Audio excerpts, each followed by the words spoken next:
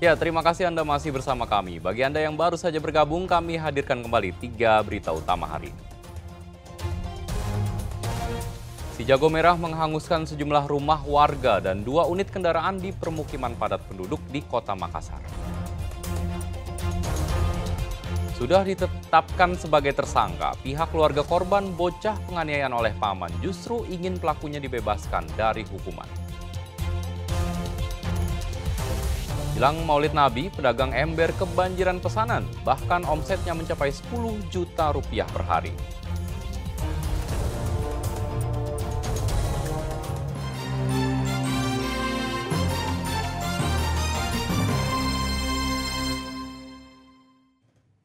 Sebanyak 5 komplotan pelaku pencurian barang elektronik di Kabupaten Jeneponto dibekuk polisi.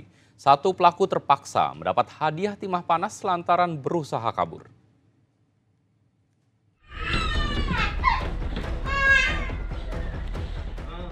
Personel Jatanras Polres Jeneponto langsung menggerebek rumah seorang pelaku utama pencurian barang elektronik. Pelaku ditangkap di tempat persembunyiannya di Kampung Menyumbang, Kelurahan Boringkasi, Kecamatan Binamu, Kabupaten Jeneponto. Petugas yang melakukan pengembangan di lokasi berbeda juga turut menangkap 1 pelaku utama lain dan 3 orang yang menjadi penadah barang hasil kejahatan pelaku. Selain menangkap ke-5 pelaku, petugas turut menyita barang bukti hasil kejahatan komplotan ini, di antaranya 2 buah komputer, 1 amplifier, 1 buah router modem, 1 kamera foto, 1 tabung gas, serta uang tunai yang diduga merupakan hasil curian dari kotak amal masjid. Saat penangkapan, 1 orang pelaku utama terpaksa dilumpuhkan dengan timah panas karena berusaha kabur saat pencarian barang bukti. Setelah dilakukan penangkapan, dilakukanlah pengembangan sehingga didapatlah tersangka lainnya. Namun pada saat lelaki Y dilakukan pengembangan dan agar menunjukkan lokasi penjualan barang-barang hasil curiannya, yang bersangkutan berusaha mengelabui petugas dengan cara hendak melarikan diri sehingga dilakukan tindakan yang terukur dengan cara itu ditembak pada saat itu.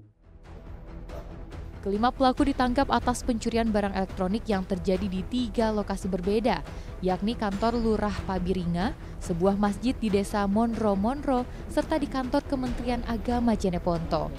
Kini ke-5 tersangka ditahan di Mapolres Jeneponto untuk proses hukum selanjutnya.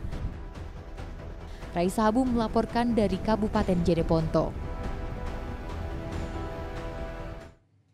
Sementara itu, seorang paman yang tega menganiaya keponakannya di Bulukumba resmi ditetapkan sebagai tersangka. Namun pihak keluarga berharap pelaku dibebaskan dari hukuman.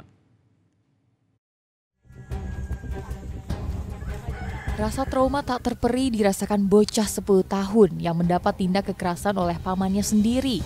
Kasus penganiayaan yang terjadi pada 10 September lalu ini terus mencuri perhatian dari berbagai pihak, tak terkecuali warga sekitar tempat tinggal korban.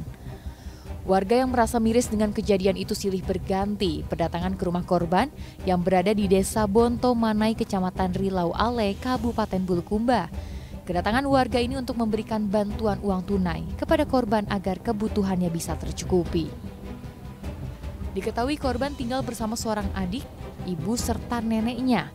Sementara ayah korban sudah 2 tahun meninggal dunia. Sang pamanlah yang menjadi tulang punggung keluarga ini dan membiayai sekolah korban beserta adiknya. Karena alasan itu, pihak keluarga korban berharap pelaku bisa dibebaskan dari hukuman. Dia memberikan pelajaran sama keponakannya untuk tidak melakukan itu. Cuma versi mungkin lain bahwa ini yang dilakukan pamannya kelewat batas sampai ini viral. Kalau persoalan antara pihak mamanya Sahra dengan pelaku itu, dia tidak mau mempermasalahkan ini masalah. Dia mau minta, kalau dia diminta pasti dia damai. Cuma pokok permasalahannya ini karena ditangani sama lembaga. Berbeda dengan tim reaksi cepat dari Dinas Perlindungan Perempuan dan Anak atau DP3A Kabupaten Bulukumba yang berharap agar ibu korban juga ikut bertanggung jawab. Pasalnya ibu korban turut menyaksikan penganiayaan terhadap buah hatinya dan diduga menjadi orang yang menyuruh sang paman melakukan penganiayaan. Ibu kandungnya saat anak ini dianiaya, dia ada di sekitar rumah. Dia ada di depan rumah. Pasti dia mendengarkan apa jeritan anaknya, kesakitannya anaknya pasti dia dengar. Tapi lagi-lagi ibu membiarkan anaknya dipukul sampai anaknya sudah tidak bisa bersuara, ibunya tidak bertindak apa-apa. Itu yang saya sesalkan sekali terhadap orang tua korban. Aksi penganiayaan yang dilakukan paman korban tentu sangat tidak dibenarkan dan dapat mempengaruhi tumbuh kembang seorang anak. Tersangka dijerat pasal tentang perlindungan anak dengan ancaman maksimal 15 tahun penjara. Andi Muhammad Sardi melaporkan dari Kabupaten Bulukumba.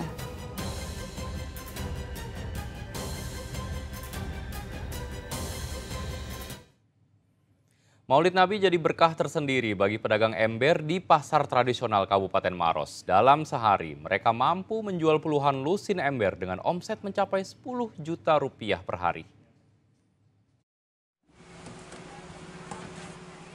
Kalau biasanya ember dijadikan tempat penampungan air, kini ember banyak diburu untuk dijadikan tempat bingkisan. Apalagi di momen Maulid Nabi, bingkisan muludan jadi tradisi setiap tahun dan berlangsung secara turun-temurun. Tidak heran sejumlah toko pedagang ember di pasar tradisional modern Buta Salewangan Kecamatan Turikale, Kabupaten Maros mulai diserbu warga. Berbagai ukuran jenis ember pun laku keras diserbu pembeli yang dijual dengan kisaran harga Rp5.000 hingga Rp60.000. Salah seorang pedagang mengaku mampu menjual ember berbagai ukuran hingga 60 lusin dalam sehari.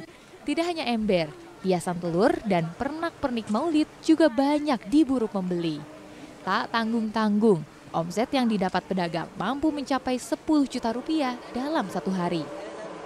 Alhamdulillah lumayan bagus, ramai sekali karena musimnya Yang paling banyak dicari itu ember-ember yang bagaimana Pak biasanya ukurannya? Ukuran nomor 15, nomor 20, nomor 30, nomor 40. Paling laris ya? Yang sama isolasi, sama telur, itunya semua. Sama ini juga bungkus ember. Per hari itu kurang lebih 10 juta. Menurut pedagang, peningkatan jumlah pembeli sudah terjadi sejak Kamis pekan lalu dan diprediksi akan terus meningkat hingga akhir bulan September. Raisa Abu melaporkan dari Kabupaten Maros.